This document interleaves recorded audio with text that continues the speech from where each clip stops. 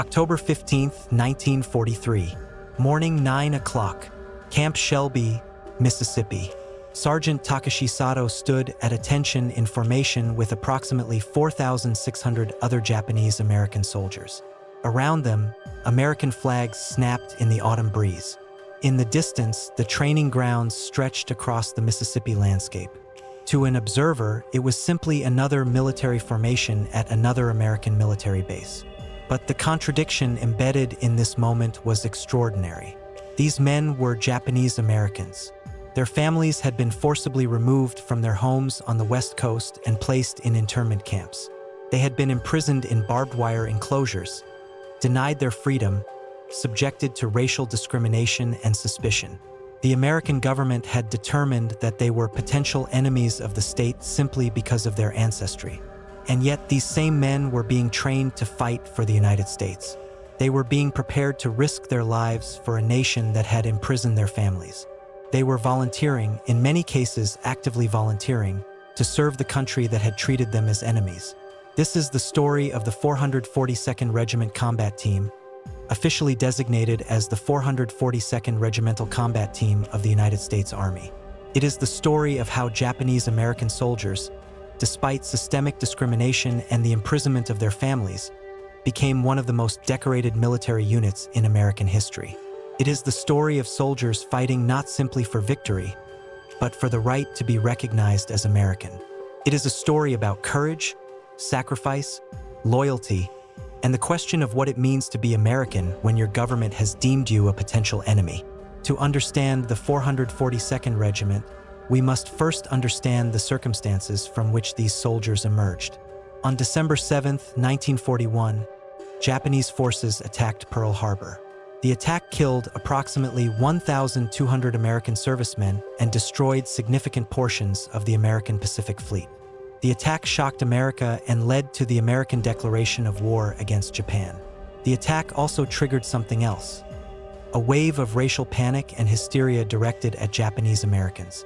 In the weeks following Pearl Harbor, Japanese Americans on the West Coast were subjected to increasing harassment, discrimination, and violence. Neighbors turned against them. Businesses refused service to them. There were calls for mass internment. On February 19, 1942, President Franklin D. Roosevelt signed Executive Order 9066, which authorized the military to remove any person deemed a threat to national security from designated areas. In practice, this order resulted in the forced removal of approximately 120,000 people of Japanese descent from the West Coast. The vast majority of these people, approximately 70%, were American citizens. They were not enemy combatants. They had committed no crimes. They were simply Japanese Americans, and their ancestry was deemed sufficient grounds for their imprisonment. These 120,000 people were forced to leave their homes, their businesses, their lives. They were transported to 10 internment camps scattered across the American West and South. The camps were surrounded by barbed wire and guard towers. Families were confined to small barracks. Possessions were severely limited. Food was rationed. Movement was restricted. It was, by any reasonable standard, imprisonment of American citizens without due process, without trial, without charges. The camps were called relocation centers by the government, but they were internment camps by any honest assessment. Americans of Japanese descent were held in these camps for the duration of the war, their futures uncertain, their rights suspended, their status as American citizens rendered meaningless by government decree. This was the context in which the 442nd Regiment was formed. In January 1943, approximately 1 year after the initial internment, the War Department made an extraordinary offer to Japanese Americans in the camps. The offer was this: Japanese American males aged 17 to 43 could volunteer to serve in a segregated military unit.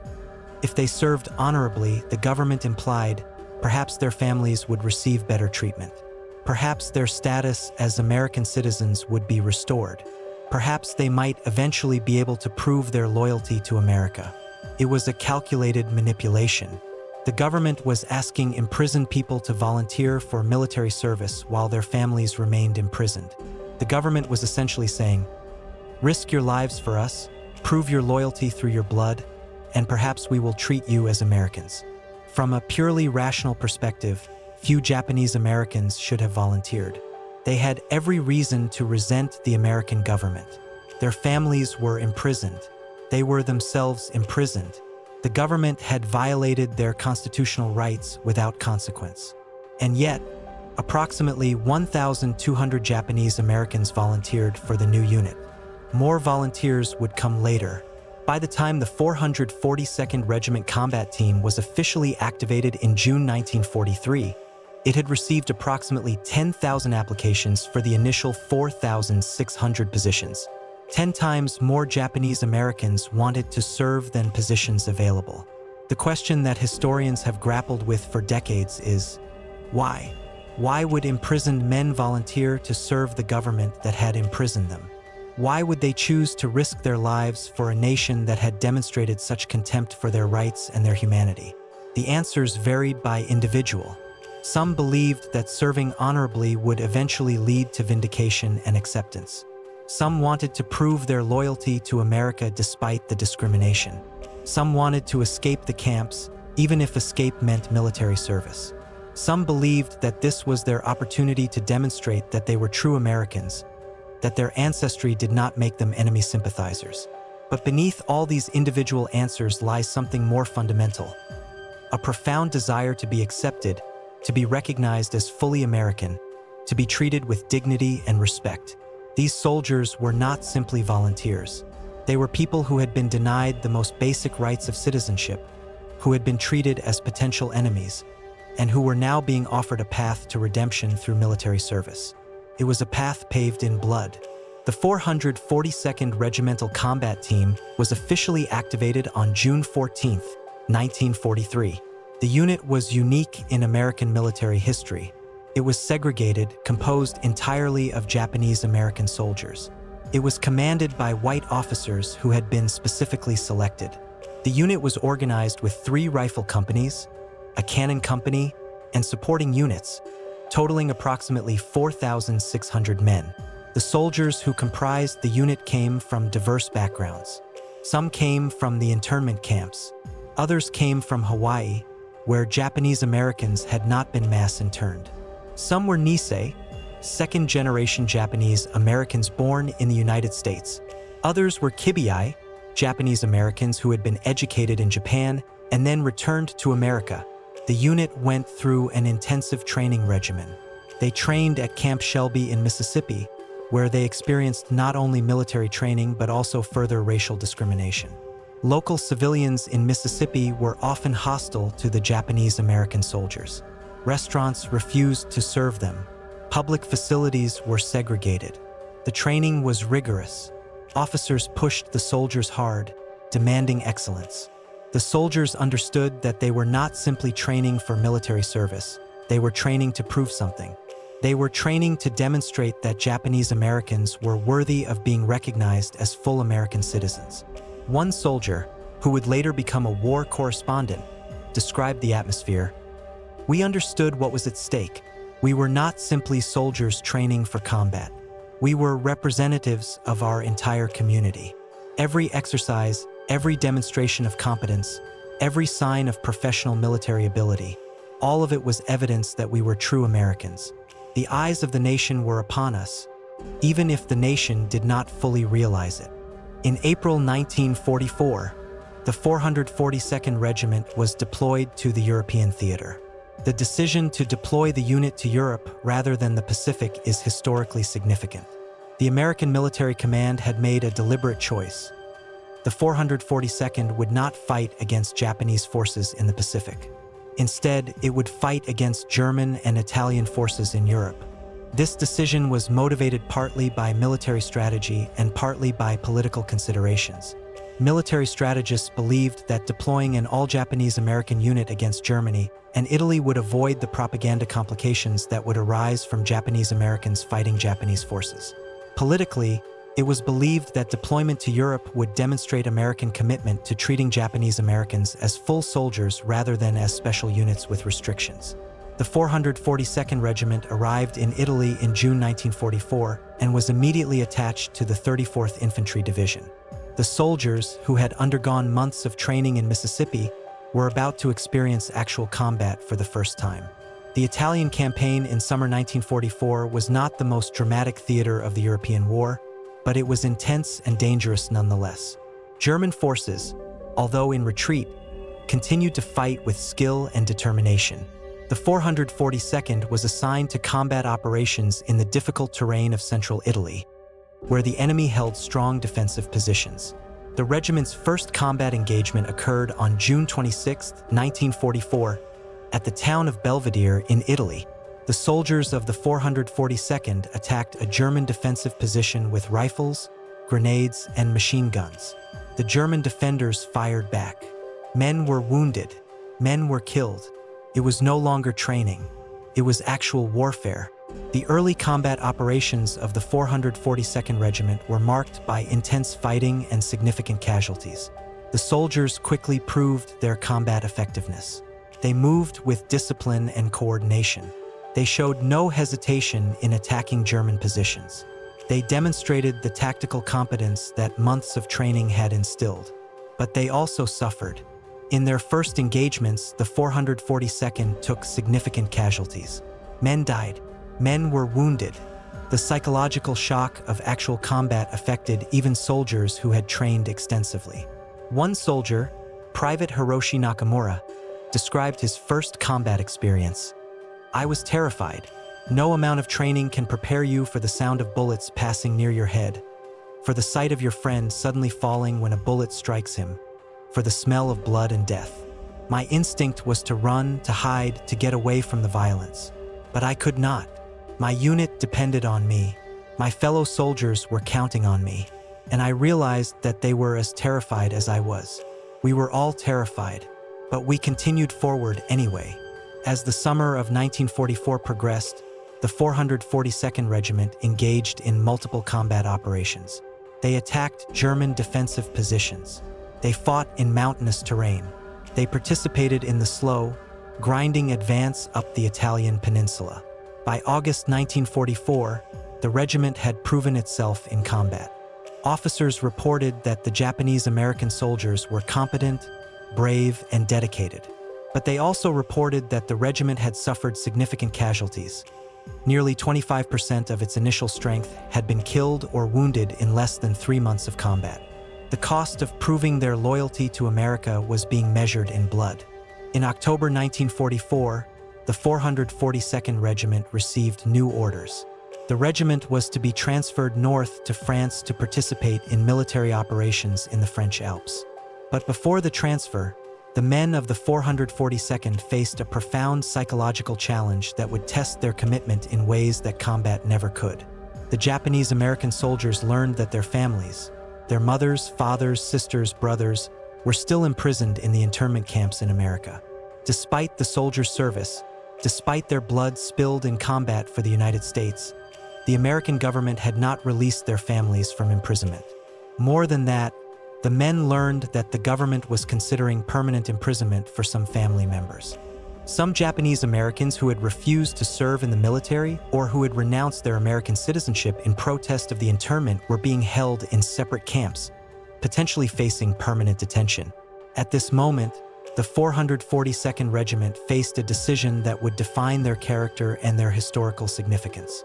The soldiers could have demanded that their service be recognized with the release of their families. They could have refused further military service until their families were released. They could have used the threat of mutiny to pressure the American government. They did none of these things. Instead, the soldiers of the 442nd Regiment chose to continue serving. They chose to accept further deployments to combat zones. They chose to risk their lives for a nation that continued to imprison their families. It was not an easy choice. Many soldiers were bitter about the continued imprisonment of their families. Many felt that their service should have automatically resulted in the release of their families from internment. But the soldiers chose loyalty to their comrades and to their unit over demands for justice for their families. A soldier named George Nakamura recalled this moment decades later. "We were angry. We were furious that our families were still imprisoned. We wanted justice. We wanted the government to acknowledge that they had done wrong by imprisoning innocent Americans. But we understood that if we demanded our families be released in exchange for continued service, we would be using our sacrifice as leverage. And that seemed wrong. We had committed to serving our country. We would fulfill that commitment regardless of how our country treated our families. Perhaps, we thought, proving our loyalty through this ultimate sacrifice would eventually lead to justice. In October 1944, the 442nd Regiment participated in what would become the most famous military action of their war. The situation was this: a regiment of the Texas National Guard, approximately 140 soldiers, had become surrounded and cut off by German forces near the town of Bruyères in France.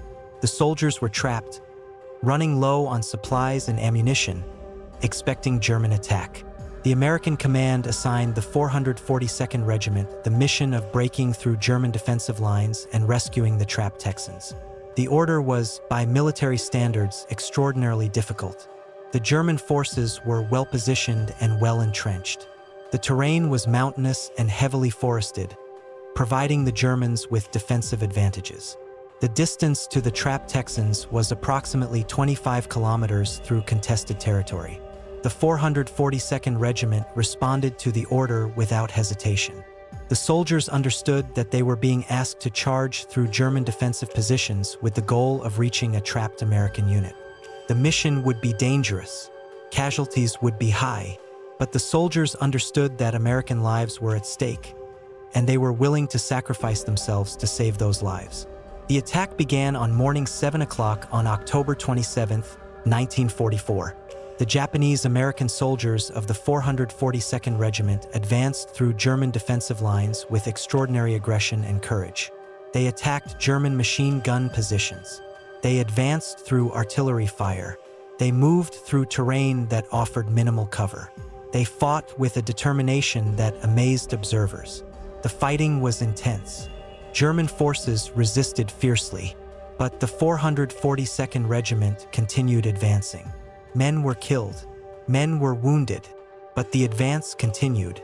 By evening 1800 hours, the 442nd Regiment had broken through German defensive lines and reached the trapped Texas Regiment. The rescue mission succeeded, but the cost was enormous. The 442nd Regiment suffered approximately 800 casualties, killed, wounded, or missing, in the effort to rescue 140 Texans. That is nearly 25% of the regiment's combat strength lost in a single operation. The casualty figures seemed disproportionate. Approximately 6 Japanese-American soldiers had been killed or wounded to rescue each Texan. From a purely military perspective, the mathematics seemed questionable. But from the perspective of military honor and duty, the mathematics were irrelevant. American soldiers were trapped. It was the 442 ND's duty to rescue them. The cost was whatever the cost needed to be. The rescue mission received enormous press attention in the United States. Newspapers ran stories about the Japanese-American regiment that had sacrificed nearly 25% of its strength to rescue American soldiers. The narrative that emerged in the American press was powerful and emotionally compelling. Brave Japanese-American soldiers, serving despite the imprisonment of their families, had sacrificed themselves to rescue fellow American soldiers. It was a story of loyalty, courage, and redemption. President Franklin D. Roosevelt, who had signed the internment order, issued a statement praising the soldiers of the 442nd Regiment. Military officers commended the regiment's bravery. American newspapers celebrated the sacrifice. But there was something deeply contradictory about this recognition. The same government that was praising the soldiers of the 442nd Regiment for their courage and loyalty was simultaneously holding their families in internment camps. The same nation that was celebrating Japanese-American sacrifice was denying those same Japanese Americans the fundamental rights of citizenship and freedom. One soldier, reading newspapers celebrating the 442nd Regiment's heroism while his family remained imprisoned, expressed the contradiction bitterly. "We are being praised as heroes. We are being described as model Americans. Our sacrifices are being celebrated across the nation. And yet my mother is still imprisoned in a camp in Wyoming. She has committed no crime. She is an American citizen, but she remains imprisoned while I am celebrated as a hero for serving the nation that imprisoned her. This contradiction would persist throughout the rest of the war and into the post-war period. Following the rescue mission, the 442nd Regiment continued to participate in combat operations in Europe. The regiment was transferred to the Vosges Mountains in northeastern France, where German forces were holding strong defensive positions. The terrain was mountainous, heavily forested, and ideal for defensive operations. German soldiers, fighting on terrain of their choosing, were difficult to dislodge. The 442nd Regiment attacked repeatedly. Each attack was met with German resistance. The fighting was intense, close-quarters combat in terrain that offered no advantage to either side. By late November 1944, the 442nd Regiment had suffered enormous casualties. The regiment that had landed in Europe with 4,600 men had lost more than 2,000 men killed or wounded, nearly 45% of its original strength, in less than 6 months of combat. The rate of casualties was unsustainable. The regiment was losing men far faster than replacement soldiers could be sent from the United States. Many of the original soldiers, the men who had volunteered from the internment camps, who had trained in Mississippi, who had first fought in Italy, were being rotated out of combat because their units were depleted below effective combat strength. By December 1944, the 442nd Regiment had become something different from what it had been. The original volunteers were being replaced by new soldiers. The unit was being expanded and reorganized. But the core identity of the regiment, Japanese-American soldiers proving their loyalty through blood and sacrifice, remained. By the end of the war in Europe in May 1945, the 442nd Regiment had become one of the most decorated military units in American history. The regiment had received approximately 18,000 individual decorations for bravery and combat effectiveness. This included 21 Medal of Honor recipients, the highest military decoration, 52 Distinguished Service Crosses, 560 Silver Stars, 4,000 Bronze Stars, multiple other medals and commendations. These numbers are extraordinary. No other regiment in the American military received more decorations relative to the size of the unit. But the medals and decorations came at a cost that was almost impossible to comprehend. The 442nd Regiment suffered approximately 3,500 total casualties, killed and wounded, from approximately 4,600 original soldiers. That is a casualty rate of over 75%. In other words, more than 3/4 of the regiment was killed or wounded during the war. To put this in perspective, the average casualty rate for American infantry units in Europe during the Second World War was approximately 30 to 40%. The 442nd Regiment's casualty rate was nearly double that of average American units. The soldiers understood the mathematics. They understood that they were suffering far higher casualty rates than other American units.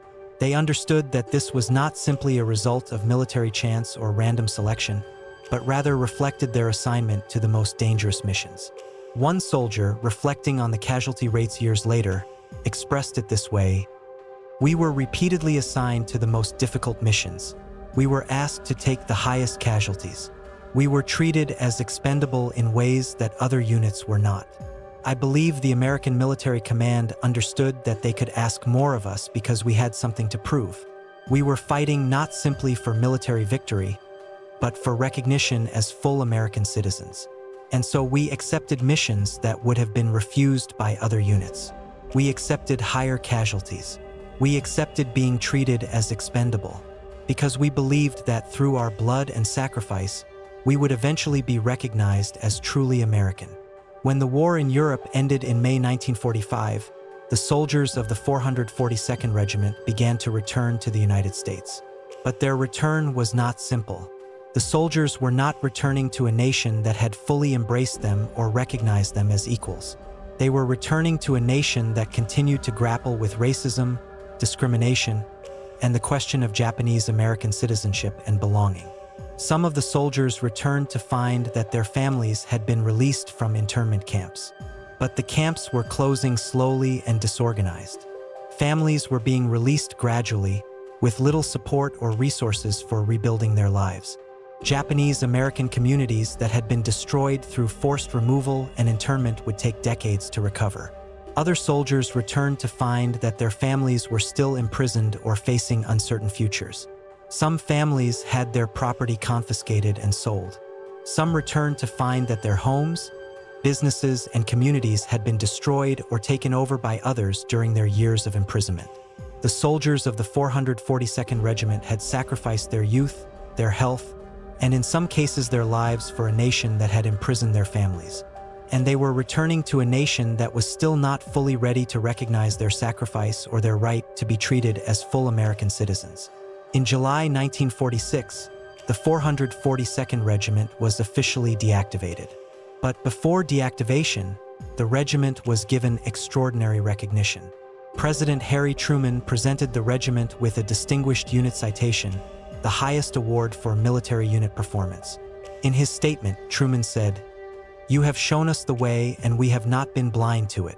The 92nd and the 442 combat teams proved that Americans of Japanese descent are loyal Americans. You are now free to continue your peaceful pursuits." The statement was powerful, and it represented official recognition of what the soldiers of the 442nd Regiment had accomplished. But it also contained something troubling. Truman said that the soldiers had proved their loyalty. But why should Japanese Americans have needed to prove their loyalty in the first place? Why should being imprisoned by their own government have been insufficient to demonstrate that they were not enemy sympathizers? The statement revealed a fundamental truth about American racism. No amount of sacrifice, no amount of blood, no amount of proven loyalty was ever fully sufficient. Japanese Americans could volunteer for military service, could fight and die for their nation, could receive more decorations than any other regiment, and still the question of their fundamental Americanness would remain contested. What happened to the soldiers of the 442nd Regiment after the war provides insight into both their sacrifice and the ongoing struggle for recognition and acceptance. Some soldiers became successful in business and professional fields. Many attended college on the GI Bill, becoming doctors, lawyers, engineers, and educators. Some became prominent figures in Japanese American communities that were being rebuilt after internment. But many soldiers struggled. Many suffered from what would now be recognized as post-traumatic stress disorder. Many struggled with the psychological reality of having sacrificed so much for a nation that still treated them as less than full citizens. Some turned to alcohol or drugs. Some remained isolated from mainstream American society. A soldier named Tom Tanaka became a prominent businessman after the war, but decades later, when interviewed about his war experience, his bitterness about the internment and the continued discrimination against Japanese Americans was evident. "We proved our loyalty through our blood. We proved that we were Americans through our sacrifice. And yet, when I returned home, Japanese Americans continued to face discrimination in housing, employment, and social services. The fact that I had fought for America, that I had been wounded for America, changed very little about how many Americans viewed Japanese Americans. The recognition came eventually, but it came slowly and only after many decades had passed. Too slow and too late for many of the men who sacrificed. It was not until 1988, more than 40 years after the end of the war, that the United States government formally apologized for the internment of Japanese Americans. Congress passed the Civil Liberties Act of 1988, which officially apologized for the internment and provided monetary compensation to surviving internment survivors. The law acknowledged that the internment had been a grave injustice and a violation of the constitutional rights of American citizens. But 1988 was also 43 years after the end of the war. By that time, many of the soldiers of the 442nd Regiment were aging. Some had already died. Some did not live to see the formal apology and recognition of the injustice. The delayed recognition is historically significant. It demonstrates that the sacrifice of the 442nd Regiment did not immediately lead to the dismantling of the racist systems that had produced the internment. It took decades of struggle, decades of advocacy by Japanese American communities, and decades of evolving American consciousness about racism and civil rights for the government to formally acknowledge what it had done. When we calculate what the soldiers of the 442nd Regiment sacrificed and what they received in return, the mathematics become stark and troubling. The regiment suffered approximately 3,500 casualties from approximately 4,600 original soldiers. In other words, approximately 75% of the regiment was killed or wounded. The soldiers of the 442nd Regiment received extraordinary military recognition. They received more decorations than any other regiment. They received official commendation from the president. But the official apology for their internment did not come for 43 years. The recognition of the injustice did not come until well after most of the original soldiers had passed their prime years and many had died. The soldiers of the 442nd Regiment sacrificed their youth, their health, and in many cases their lives for a nation that imprisoned their families while they fought. They proved their loyalty through blood, and they waited decades for their nation to acknowledge that what had been done to them, the internment of 120,000 innocent people based solely on their ancestry, had been wrong. The story of the 442nd Regiment ultimately reveals a profound contradiction at the heart of American democracy and American identity. America is built on ideals of freedom, equality, and the unalienable rights of all human beings. The Declaration of Independence proclaims that all men are created equal. The Constitution guarantees equal protection of the law. And yet, in 1942, the American government imprisoned approximately 120,000 American citizens based solely on their ancestry. The government violated their fundamental constitutional rights. The government denied them their freedom without trial, without charges, without due process. And when some of those imprisoned people volunteered to serve the nation that had imprisoned them, the nation accepted their service, celebrated their sacrifice, and then waited more than 40 years to apologize for imprisoning them. The soldiers of the 442nd Regiment embodied this contradiction. They were patriots serving a nation that had treated them as enemies. They were proving their loyalty to a system that had denied their basic rights. They were fighting for freedom while their families were imprisoned. One soldier, when asked about this contradiction near the end of his life, struggled to articulate what it meant. "We were Americans. We were proud to be Americans. We wanted to serve our country, but our country had betrayed us by imprisoning us. So we served not to be rewarded or recognized. We knew that recognition might never come. We served because it was right to serve, because refusing to serve would have meant accepting the government's implied accusation that we were not loyal Americans. By serving, by sacrificing, by proving ourselves in combat, we were making a statement. We were saying, I am American. You may imprison me. You may discriminate against me. You may treat me as less than fully human. But I am American, and I will serve you anyway." The legacy of the 442nd Regiment extends far beyond military history. The regiment demonstrated that Japanese Americans, despite being imprisoned and discriminated against, were willing to serve their nation and willing to sacrifice everything for it. This sacrifice, over decades, gradually contributed to changing American consciousness about race, about internment, and about what it means to be American. The 442nd Regiment became a symbol of both Japanese-American resilience and of the injustice of internment. The regiment's story is taught in American schools as an example of patriotism and sacrifice. The regiment's history is preserved in museums and archives.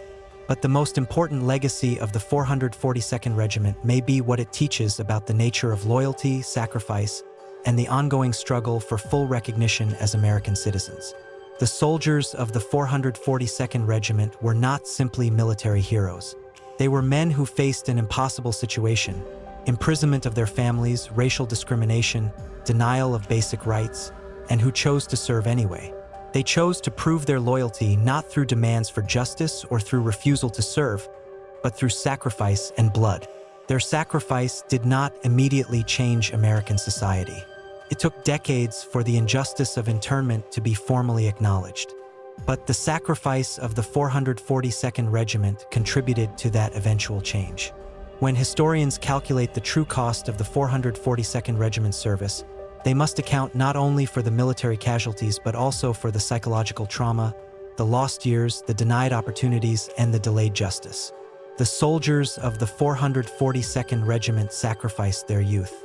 Many returned from the war aged beyond their years, carrying physical and psychological wounds that would affect them for the rest of their lives. The soldiers of the 442nd Regiment sacrificed their families' freedom. While they fought and died, their families remained imprisoned. Even after the war, when the internment camps were closed, the damage had been done. Years of imprisonment had destroyed businesses, uprooted communities, and traumatized an entire generation. The soldiers of the 442nd Regiment sacrificed their unambiguous recognition as American citizens. Despite their extraordinary sacrifice, despite their extraordinary decorations, it took more than 40 years for the government to formally apologize for internalizing them. And yet, the soldiers of the 442nd Regiment did not regret their service. They understood that they had made a choice, and they stood by that choice even as they recognized the injustice of the circumstances that had produced it. Some of the most moving testimony about the 442nd Regiment comes from the soldiers themselves, decades after the war ended. A soldier named Daniel Inouye, who was severely wounded in combat and lost his arm, later became a United States Senator.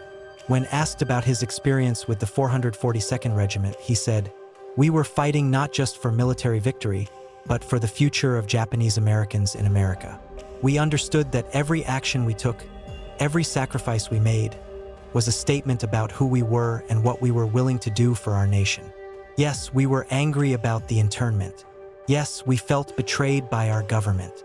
But we understood that refusing to serve would have confirmed the government's original suspicion that we were not truly loyal Americans. By serving, by sacrificing, by proving ourselves in combat, we were making a claim about our identity and our right to be recognized as full American citizens. It took decades for that claim to be fully acknowledged, but it was the right choice to serve."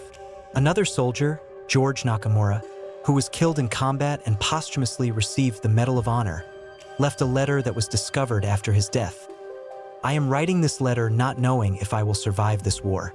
If I do not survive, I want it recorded that I did not die for conquest or for territorial gain. I died for America. I died for the principle that a person's ancestry does not determine their loyalty or their right to be treated as a full citizen. I died hoping that someday, my sacrifice and the sacrifice of my fellow soldiers would contribute to a more just America where people of all ancestries are treated with equal respect and dignity." The soldiers of the 442nd Regiment came to be known as ghost soldiers in some historical accounts.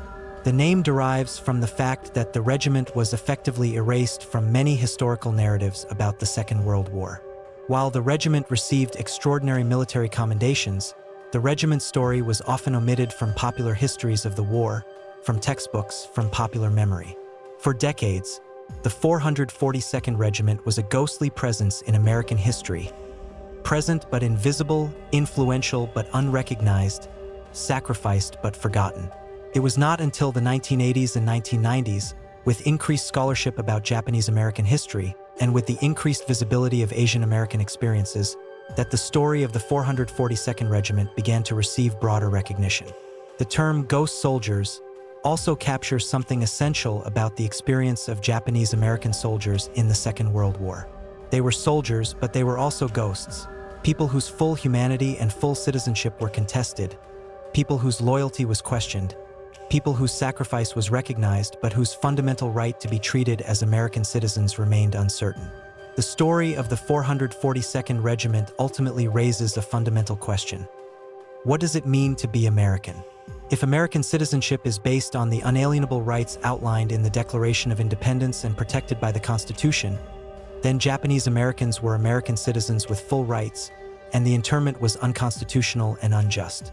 But if American citizenship is determined by the government's perception of loyalty, by race, by ancestry, then Japanese Americans could be imprisoned without due process, and their status as American citizens could be questioned. The soldiers of the 442nd Regiment, through their service and sacrifice, argued for the former definition. They argued that American citizenship could not be taken away based on government suspicion or racial prejudice. They argued that they were Americans not because the government granted them that status, but because they were born in America and because they were committed to American ideals.